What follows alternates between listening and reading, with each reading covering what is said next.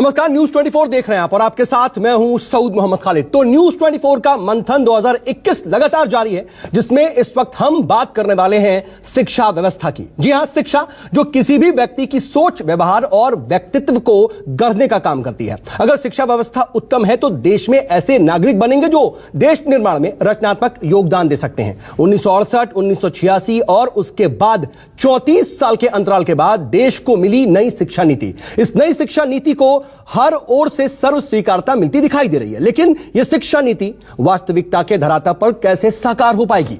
क्या कुछ खास बिंदु हैं? हम इस पर बात करेंगे और साथ ही इस पूरे साल कैसे कोरोना ने हमारी शिक्षा के स्वरूप को पूरी तरह से बदल कर रख दिया है, इसे भी जरा समझेंगे। और इस पर बात करने के लिए खुद केंद्रीय शिक्षा मंत्री डॉक्टर रमेश पोखरियाल निशंक इस वक्त हमारे साथ मौजूद हैं। डॉक्टर निशंक, न्यूज 24 के मंथन 2021 में आपका बहुत बहुत स्वागत है। डॉक्टर निशंक, मेरा पहला सवाल आपसे यह है कि कोरोना काल ने देश में शिक्षा के स्वरूप को बदल दिया। 2020-21 का जो सत्र है, स्कूली बच्चों से लेकर के कॉलेज के छात्रों तक का एक पूरा साल ऑनलाइन क्लासेस में निकल गया। ऐसे में मौजूदा हालात देखते हुए 2021-22 का जो सत्र होगा वो कैसा होगा? क्या स्कूल और कॉलेजेस दोबारा से शुरू हो पाएंगे? पहले तो मैं इस मंथन कार्यक्रम में आप सब लोगों का अभिनंदन करता हूं और आपसे जुड़े हुए उन सभी छात्रों का, अभिभावकों का भी और अध्यापकों का अभिनंदन करना चाहता हूं। और जैसे आपने ये चिंता व्यक्त की है कि कोरोना काल में शिक्षा का स्वरूप पूरी तरीके से बदल गया, बिल्कुल सही है। और मुझे लगता है कि पूरी दुनिया में एकाएक जिस तरीके से ये कोरोना का महासंकट आया, न तो दुनिया को पता था, न देश को पता था, न अभिभावकों को पता था, न अध्यापकों को, न छात्रों को, न हमको।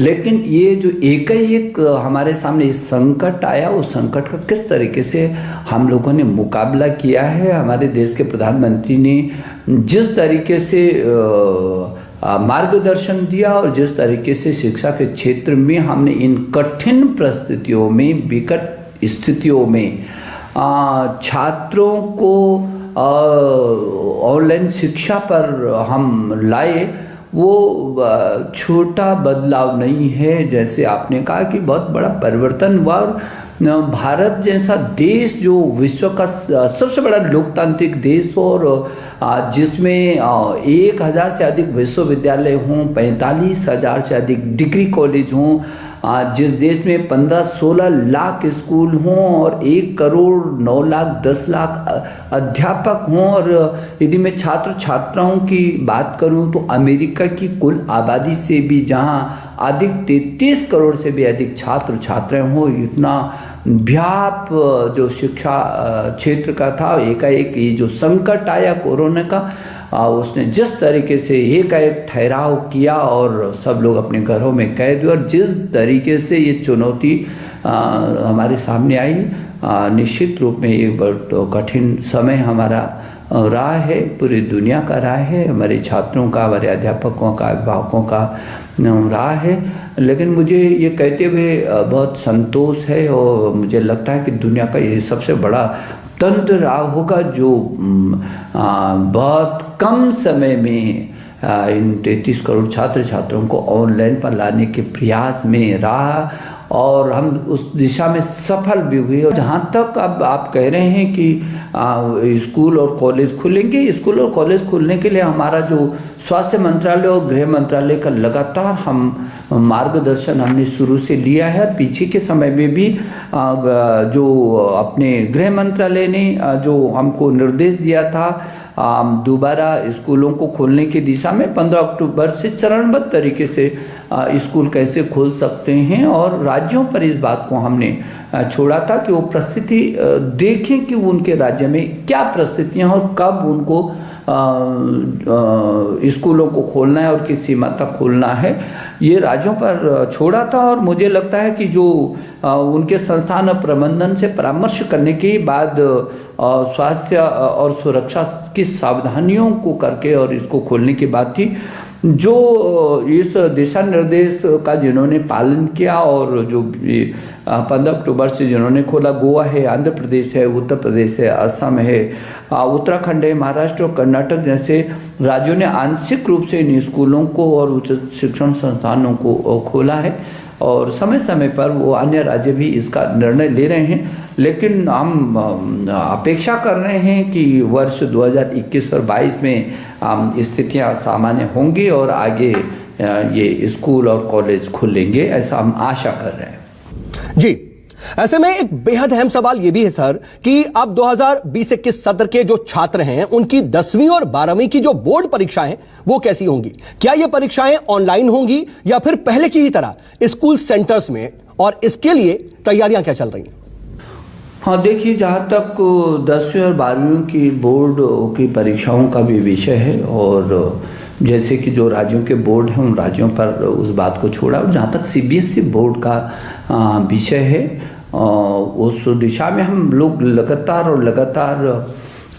निर्देश जारी कर रहे हैं और संवाद भी कर रहे हैं। आपने देखा होगा कि हम छात्रों से भी लगातार संवाद करते हैं, अभिभावकों से भी करते हैं, अध्यापकों से भी करते हैं, और उस संवाद को करने के बाद, चर्चा करने के बाद हम कोई ठोस निर्णय लेते हैं। और इस समय भी हमने परीक्षाओं के लिए छात्रों से परामर्श किया, अभिभावकों से ऑनलाइन पर व्यापक परामर्श किया है, और उसके लिए हम आगे तिथियों को सुनिश्चित कर रहे हैं। लेकिन जहाँ तक आपने कहा कि कैसे करके ऑनलाइन करेंगे या मेन लाइन करेंगे, CBSE के लगभग 2.5 करोड़ से भी अधिक छात्र छात्राएं हमारी हैं। उनकी जो बोर्ड की परीक्षा है वो 10वीं और 12वीं का जो बोर्ड होता है, उस बोर्ड की परीक्षा में वो ऑनलाइन ना हो करके अभी, क्योंकि परिस्थितियाँ ऐसी नहीं हैं कि सभी लोगों को ऑनलाइन को हम जोड़ सकें, और इसलिए ये परीक्षाएं ऑनलाइन नहीं होंगी, ये लिखित परीक्षाएं होंगी। क्योंकि जिन तक अभी कुछ प्रतिशत ऐसा है छात्राओं का जिनके पास अभी लैपटॉप नहीं है, या जिनके पास अभी तक जो इंटरनेट की सुविधा नहीं है, तो उनको विभिन्न माध्यमों से हम कर रहे हैं। लेकिन जो परीक्षाएं होंगी वो परीक्षाएं ऑनलाइन नहीं बल्कि मेन लाइन पर होंगी। ठीक है सर, ठीक है। लेकिन अब बात जरा नई शिक्षा नीति की कर लेते हैं। डॉक्टर निशंक, नई शिक्षा नीति कैबिनेट से तो पास हो चुकी है, लेकिन ये नई शिक्षा नीति पूरे देश में लागू कब तक होगी? क्या उम्मीद की जाए कि 2021 का जो सत्र है नई शिक्षा नीति पर आधारित होगा? हाँ, बिल्कुल। नई शिक्षा नीति के बारे में आपने जो चर्चा की है, मुझे लगता है कि नई शिक्षा नीति बहुत बड़े बदलाव के साथ, पूरी दुनिया के सबसे बड़े नवाचार के साथ और सबसे बड़े रिफॉर्म के रूप में ये आई है। और मुझे इस बात की खुशी है कि हमारे देश के यशस्वी प्रधानमंत्री नरेंद्र मोदी जी के विजनरी मार्गदर्शन में हमने जो शिक्षा नीति तैयार की और पूरे देश में हमने व्यापक परामर्श किया इस नई शिक्षा नीति के लिए। आप यदि देखेंगे तो मैंने अभी चर्चा की 1000 विश्वविद्यालयों के कुलपति हूँ, 45,000 डिग्री कॉलेजों के प्रिंसिपल हूँ, यदि देखेंगे तो 15-16 लाख स्कूलों के अध्यापक, उनके प्रधानाध्यापक हूँ, वो 33 करोड़ छात्र छात्राएं हैं और 1 करोड़ 10 लाख से भी अधिक जो अध्यापकगण हैं, इनसे रेगुलर परामर्श करने के साथ साथ गांव से लेकर के और पार्लियामेंट तक, ग्राम प्रधान से लेकर के प्रधानमंत्री जी तक लगातार हर स्तर पर जो है हमने परामर्श किया, सरकारों के साथ परामर्श किया, शिक्षक और शिक्षाविदों के साथ, वैज्ञानिक विशेषज्ञों के साथ, कोई भी क्षेत्र हमने नहीं छोड़ा। और उसके बाद भी पब्लिक डोमेन में डाल करके मसौदे को ये सब के सुझाव लिए थे, जिसमें आपको याद होगा कि 2.25 लाख से भी अधिक सुझाव हमारे पास है और 3-3 सचिवालय बना करके हमने एक एक सुझाव का विश्लेषण किया। उसके बाद जो इस मंथन के बाद जो नई शिक्षा नीति 2020 आई, राष्ट्रीय शिक्षा नीति 2020, वो इतनी खूबसूरत तरीके से आई जिसने पूरे देश में एक उत्सव का माहौल पैदा किया। सारे देश ने उसको हाथों हाथ लिया, चाहे शिक्षाविद हो, अभिभावक हो, छात्र हो, सभी लोगों के मन में इस शिक्षा नीति के प्रति बहुत उत्सुकता है।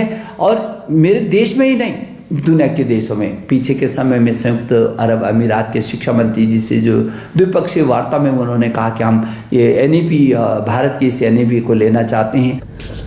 ठीक है, लेकिन डॉक्टर निशंक, मध्य प्रदेश और बिहार जैसे राज्य तो अब स्कूलों को खोलने की भी बात कर रहे हैं। क्या इस बारे में आपसे कोई चर्चा की गई है, या फिर बाकी राज्यों ने स्कूलों को खोलने को लेकर के क्या कोई खास प्रस्ताव रखे हैं, और केंद्र सरकार किस तरह की नीति बना रही है स्कूली शिक्षा से लेकर के उच्च शिक्षा तक?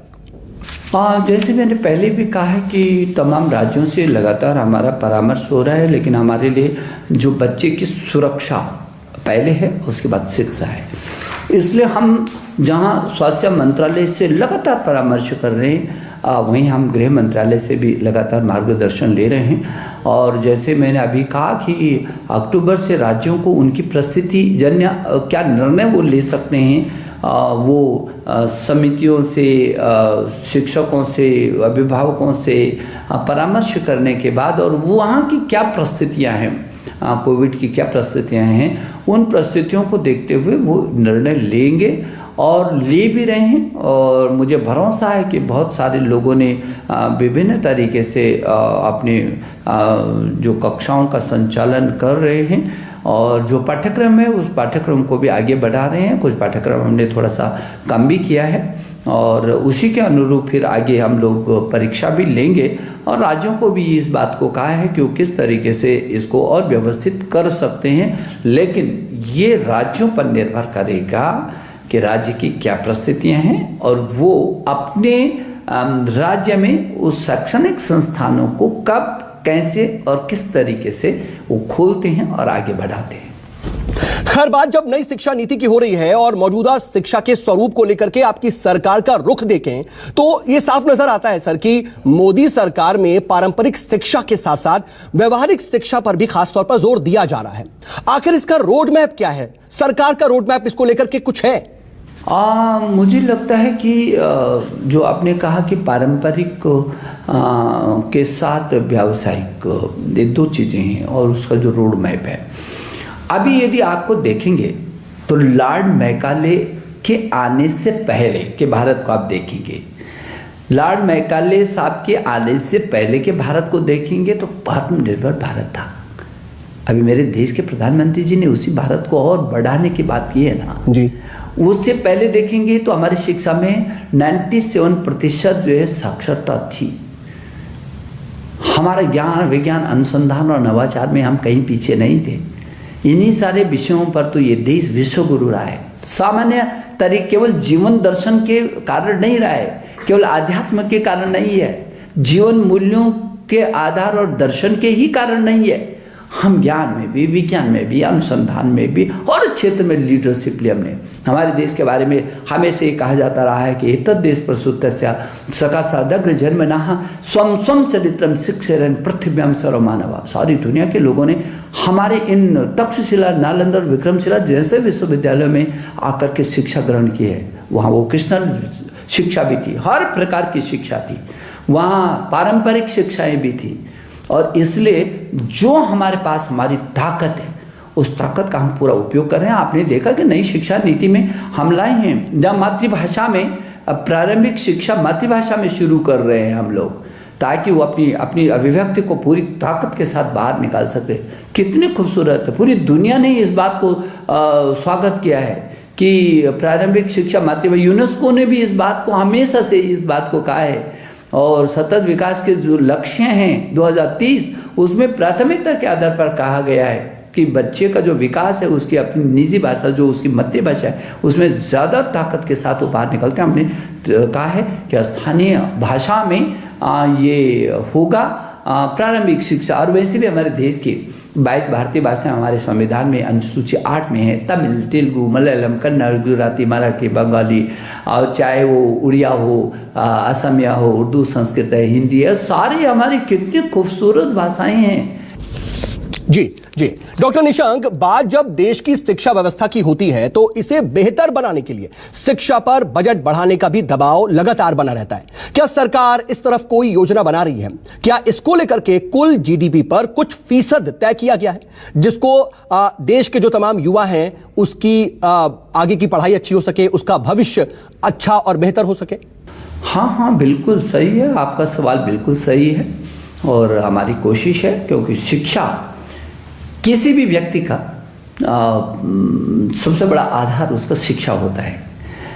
किसी परिवार की प्रगति हो, व्यक्ति की प्रगति हो, समाज की प्रगति हो, राष्ट्र की प्रगति हो, वो शिक्षा पर निर्भर करती है।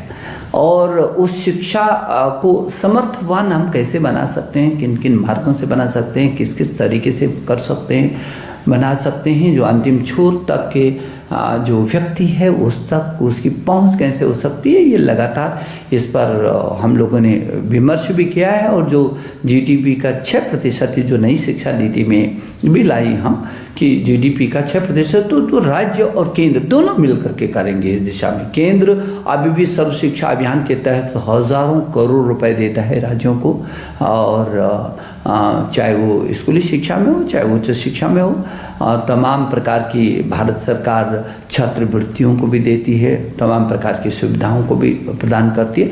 अब राज्य और केंद्र दोनों मिलकर के किस तरीके से इसको बढ़ा सकते हैं कि ताकि गुणवत्ता भी हो इसमें, और जो पाठ्यक्रम है वो स्तरीय होने के साथ साथ व्यावहारिक भी हो, और उसको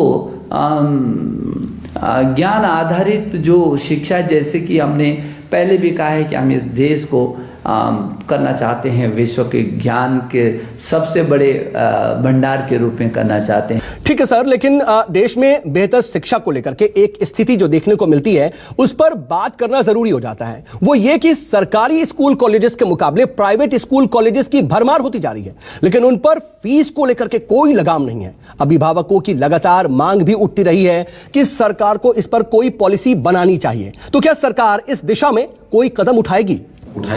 देखिए, नई शिक्षा नीति में बहुत साफ है, और नई शिक्षा नीति में तमाम, क्योंकि वैसे तो शिक्षा राज्यों का विषय है, राज्य केंद्र मिलकर के हम लोग करते हैं, लेकिन जहाँ सरकारी संस्थाओं को और सशक्त करने की बात है, जहाँ उनकी गुणवत्ता बढ़ाने की बात है, उनको स्वायत्तता देने की बात है, क्योंकि ये जो संस्थान है इनको स्वायत्तता भी चाहिए। तो जहाँ स्वायत्तता देने की बात है, वहाँ जो ये प्राइवेट जो संस्थान चलाते हैं, प्राइवेट लोग चलाते हैं, उनको उसी क्षेत्र में अपना निवेश करने, शिक्षा के क्षेत्र में, वहाँ से पैसा कमा करके दूसरी जगह वो नहीं लगा सकते हैं, वो शिक्षा के ही क्षेत्र में कर सकेंगे। लेकिन ये जो सामर्थ्य है, ये सामर्थ्य कैसे बढ़ सकती है, इस दिशा में नई शिक्षा नीति में बहुत अच्छे तरीके से इसको विश्लेषित किया गया है, और मुझे भरोसा है कि नई शिक्षा नीति आपके तमाम उन शंकाओं को समाधान करेगी, और अब वो लागू होने की स्थिति में है। मैं सभी जो अभिभावक गण हैं और जो अध्यापक गण हैं और पूरा देश, यदि मैं 33 करोड़ छात्र छात्राओं के माता पिता को भी यदि लूँगा तो छात्र प्लस माता पिता 99 करोड़ से भी ज़्यादा होते हैं। तो ये जो शिक्षा का इतना बड़ा तंत्र है, निश्चित रूप में भारत के नए भारत के निर्माण में, इस नया भारत जो सशक्त भारत बन रहा है, उसके उदीयमान में ये शिक्षा नीति बहुत मील का पत्थर साबित होगी। चलिए डॉक्टर निशांक, बहुत बहुत शुक्रिया आपका न्यूज 24 से बातचीत करने के लिए, बहुत बहुत शुक्रिया आपका। तो न्यूज 24 पे आपने सुना कि देश के शिक्षा मंत्री नई शिक्षा नीति से लेकर के मौजूदा हालात पर क्या कुछ कर रहे हैं, लेकिन फिलहाल रुकेंगे एक बहुत छोटे से ब्रेक के लिए। न्यूज 24 पर और भी कुछ बड़ी हस्तियां लगातार आती रहेंगी। धन्यवाद। मंथन